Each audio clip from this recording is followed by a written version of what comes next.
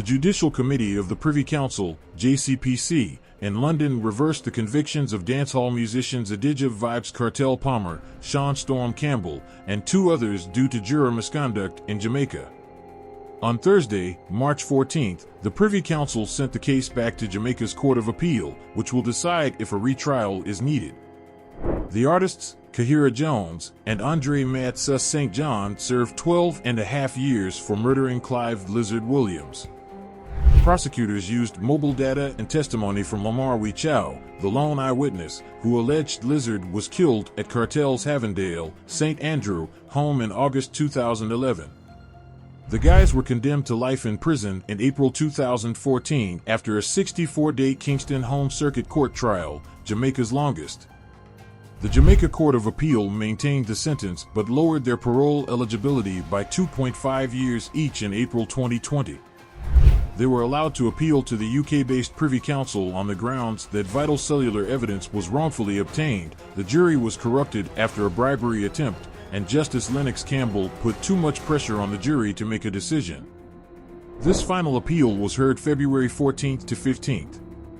On Thursday, Privy Council judges Lord Reed, Lord Lloyd-Jones, Lord Briggs, Lord Burrows, and Lady Simler unanimously approved the appeal and suppressed the conviction as unsafe. The judges only considered jury misconduct, not improperly obtained evidence or jury pressure.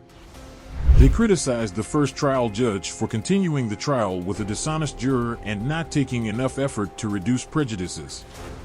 Early in the trial, a female juror was discharged for fearing for her son, who was in the same prison as the defendants.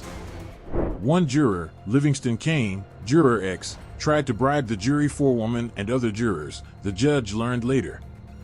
The judge did not discharge Kane, who was ultimately convicted of perverting justice. According to Jamaica's Jury Act, a murder trial jury must have 11 members. Discharging Kane would have prevented the trial from continuing with 10 jurors. The Privy Council decided that the judges' inaction harmed the trial. First, the final day jury instructions were insufficient to preserve the situation. The judge simply reminded the jury that they had sworn to return verdicts based on court evidence. The judge did not mention the alleged bribery, which the jurors knew about if true. The justices added, second, the trial continued with the allegedly corrupt juror as one of 11. According to the board, Juror X should have been allowed to continue serving on the jury. Keeping Juror X on the jury jeopardizes the subsequent convictions. It violated the appellant's Jamaican constitutional right to a fair hearing. Thirdly, the judge should have considered whether Juror X's actions caused the remaining jurors to become prejudiced against one or more appellants. If the other jurors concluded that the offer came from one of the appellants and that they were guilty, the attempted bribe could have caused them to overcompensate.